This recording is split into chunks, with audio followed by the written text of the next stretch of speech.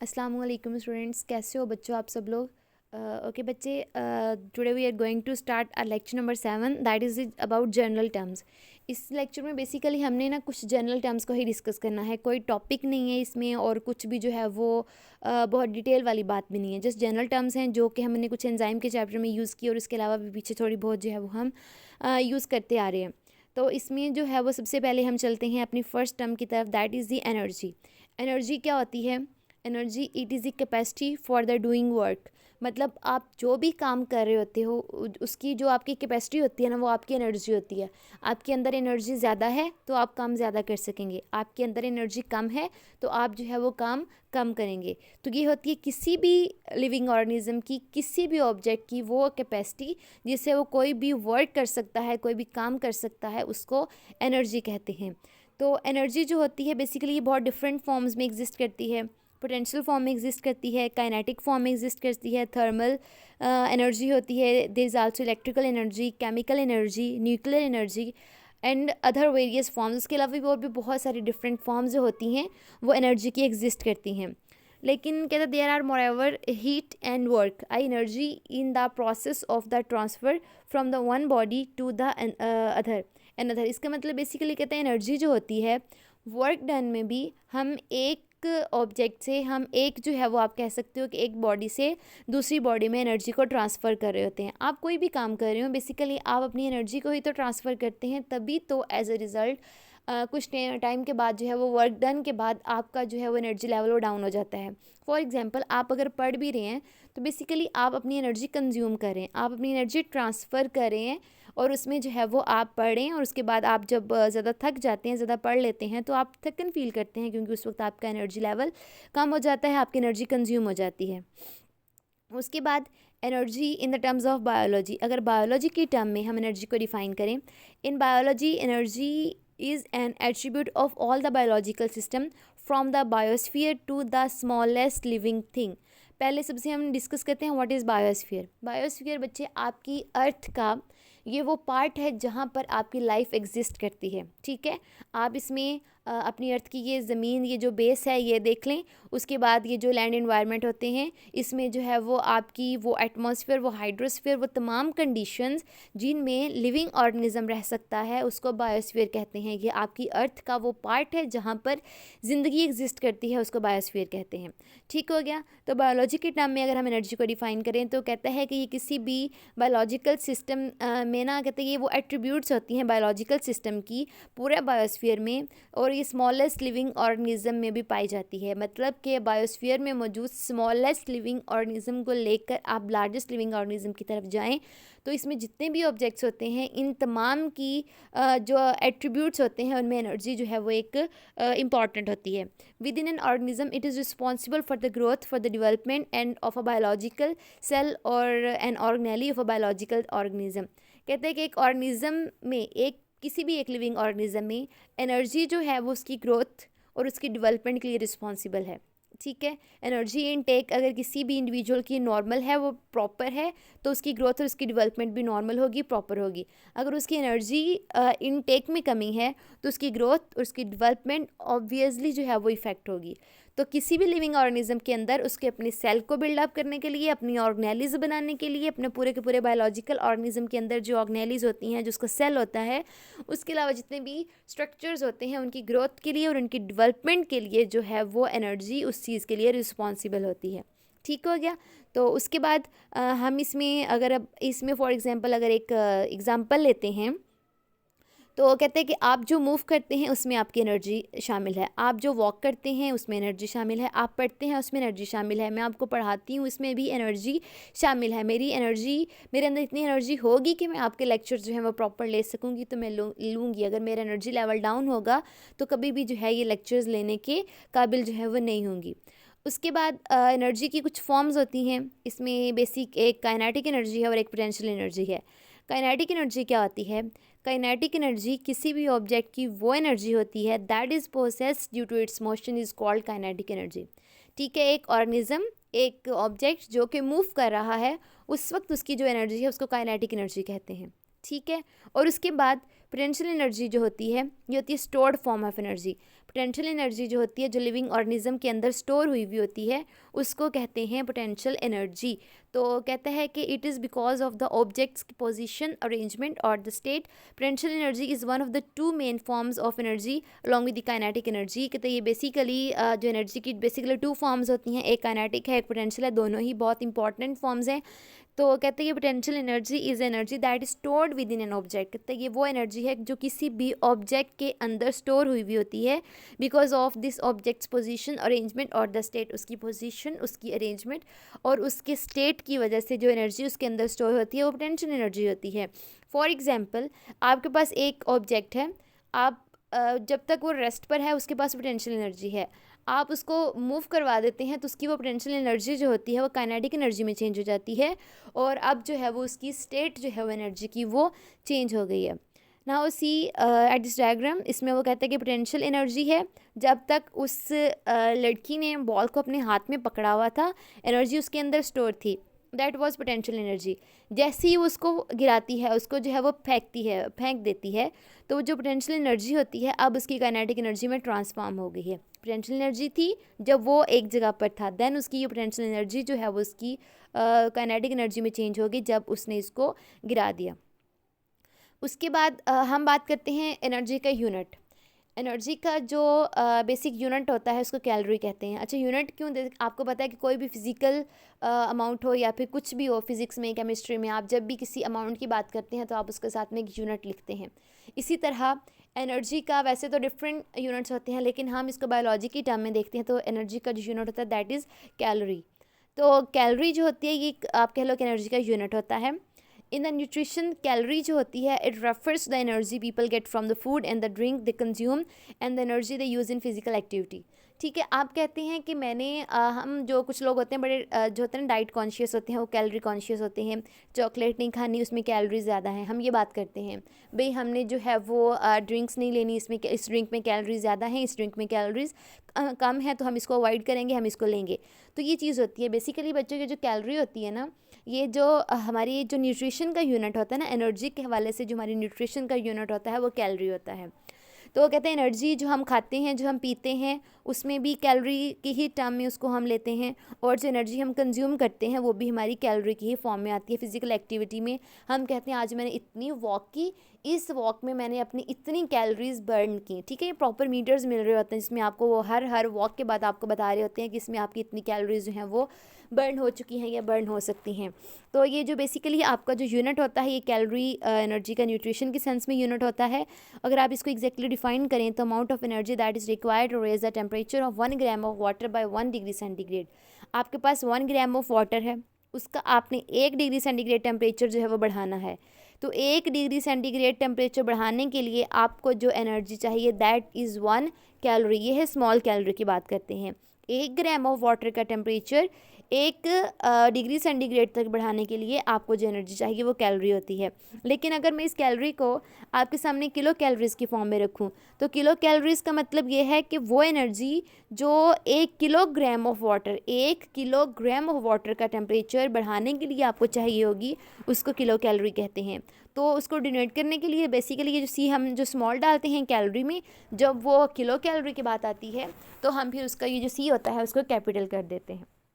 ठीक है, तो अगर कैपिटल सी लिखा हुआ है इसका मतलब वो किलोग्राम यूनिट है, अगर स्मॉलर सी लिखा हुआ है तो इसका मतलब वो कि जस्ट कैलोरी है। तो आप ये जो भी जो होती हैं आपके पास फूड आइटम्स होते हैं उनकी पैकिंग में लिखा होता है कि इसमें इतने कैलोरीज जो है मौजूद हैं, इसमें इतने कार्बोहाइड्रेट्स हैं, इतनी कैलोरीज हैं, वो प्रोटीन्स की मिल जाएंगी, इतनी लिपिड्स की जो है वो मिल जाएंगी।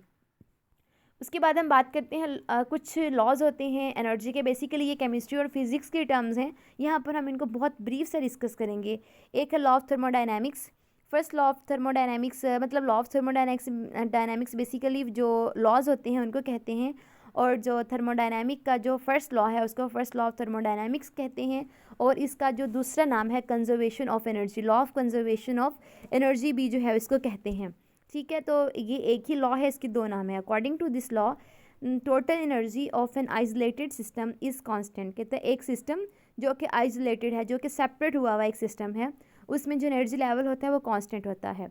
आप एनर्जी को एक फॉर्म से दूसरे फॉर्म में ट्रांसफ़र कर सकते हैं, लेकिन एनर्जी को ना तो आप क्रिएट कर सकते हैं, ना ही आप एनर्जी को डिस्ट्रॉय कर सकते हैं। कहते हैं जब आप कोई काम कर रहे होते हो ना, तो बेसिकली आप अपनी एनर्जी अपने से उठाकर किसी दूसरे ऑब्जेक्ट में ट्रांसफ़र कर रहे होते हैं, आप उसको डिस्ट्रॉय नहीं कर रहे होते।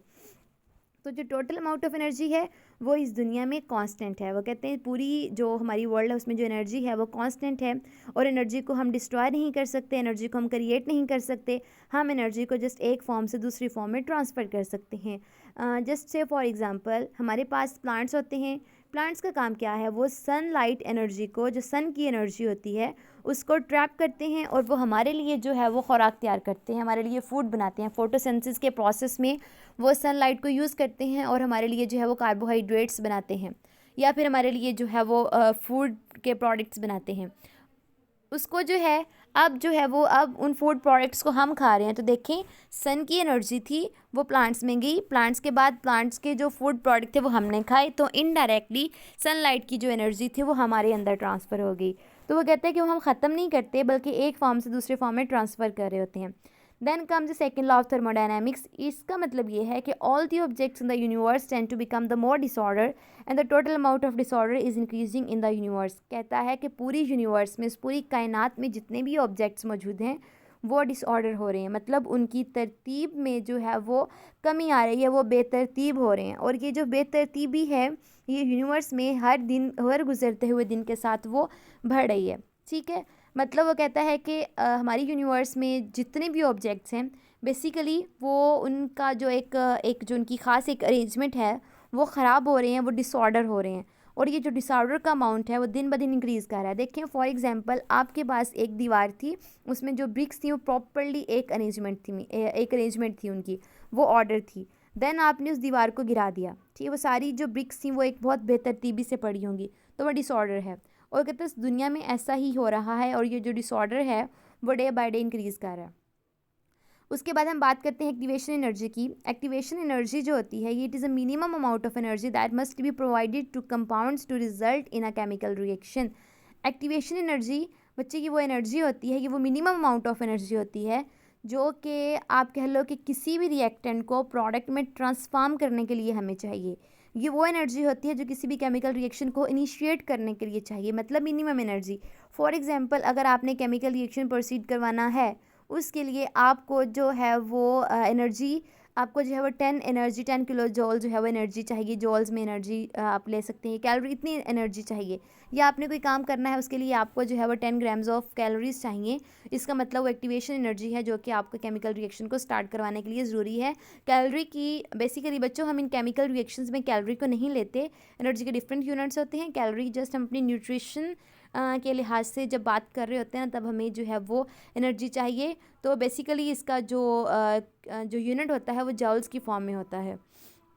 उसके बाद कहते हैं कि ये एक ग्राफ है जो कि आपको एक्टिवेशन एनर्जी के बारे में बता रहा है कि ये रिएक्टेंट्स हैं, रिएक्टेंट्स को जब तक ये जो रेड लाइन है इतनी एनर्जी नहीं मिलेगी ये प्रोडक्ट में चेंज नहीं होंगे। जब इतनी एनर्जी मिल जाएगी तो ये प्रोडक्ट में चेंज हो जाएंगे। तो ये जो रेड लाइन है basically it's activation energy. For example अगर आप इसी केमिकल रिएक्शन में एक एंजाइम ऐड कर देते हैं, तो एंजाइम क्या करता है, एंजाइम एक एज अ कैटलिस्ट काम करता है। तो ये क्या कर देगा, ये एक्टिवेशन एनर्जी को लोअर कर देगा। तो जो पहले वो रेड पीक तक हमें चाहिए थी, एंजाइम की मौजूदगी में हमें वो जो ग्रीन वाली लाइन है उसकी पीक तक एनर्जी चाहिए। तो इसलिए कहते हैं जो कैटलिस्ट होते हैं, और अगर लिविंग ऑर्गेनिज्म की बात करें तो ये जो एंजाइम जो एज अ बायो कैटलिस्ट काम करते हैं ये बेसिकली एक्टिवेशन एनर्जी को लो कर रहे होते हैं।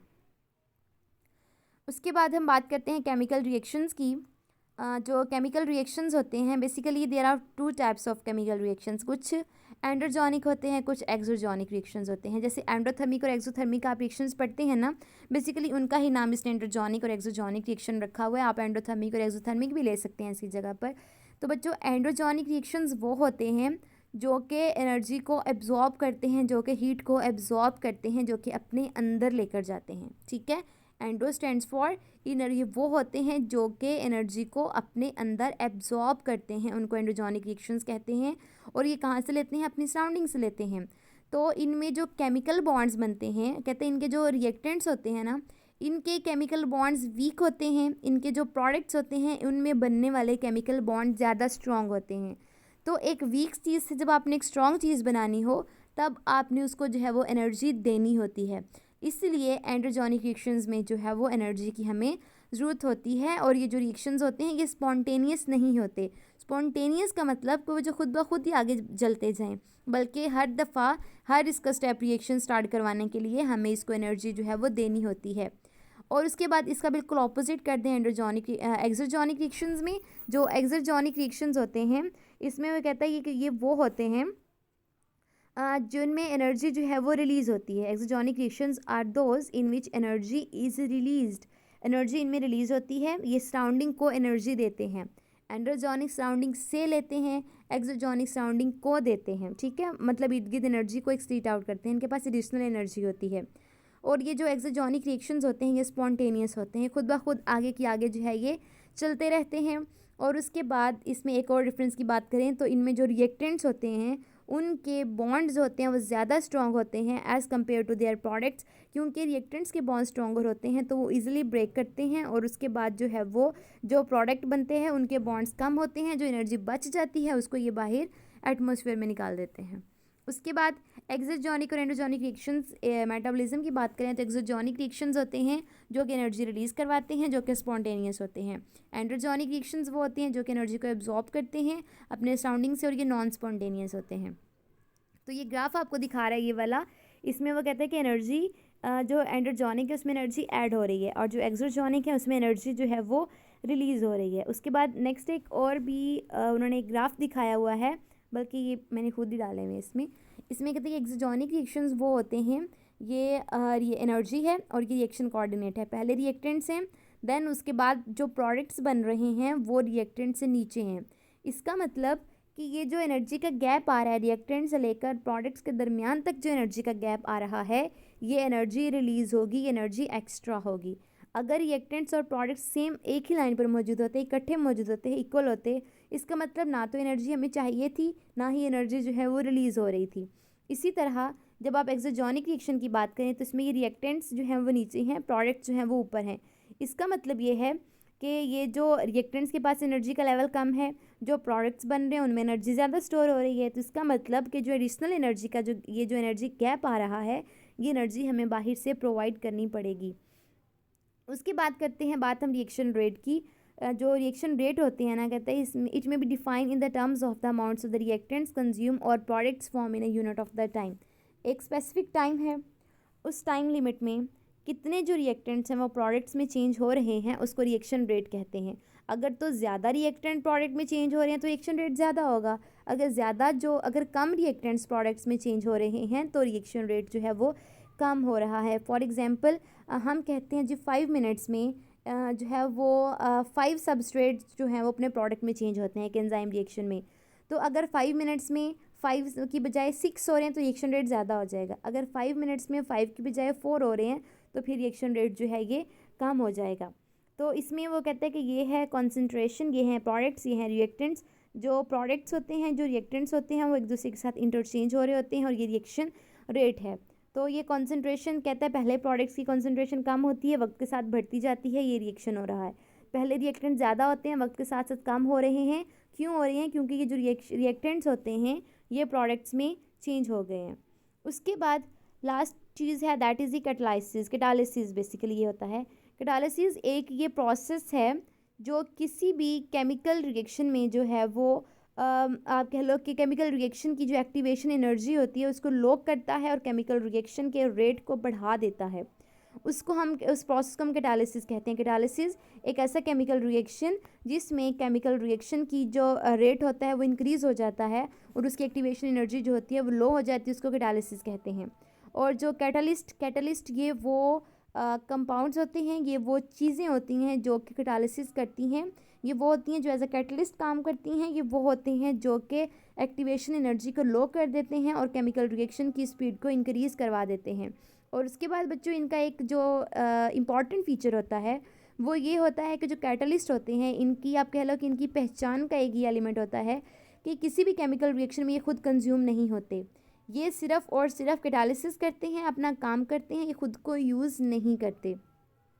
तो ये इनकी आप कह लो कि एक इनका एक इम्पॉर्टेंट पॉइंट है जो कि हमने किसी भी कैटलिस्ट को जो है वो एक कैटलिस्ट का दर्जा देते वक्त हमने अपने माइंड में रखना है कि वो किसी भी केमिकल रिएक्शन में खुद तो नहीं यूज़ हो रहा। अगर वो खुद भी यूज़ हो रहा है तो it would not be a catalyst, it would be a reactant.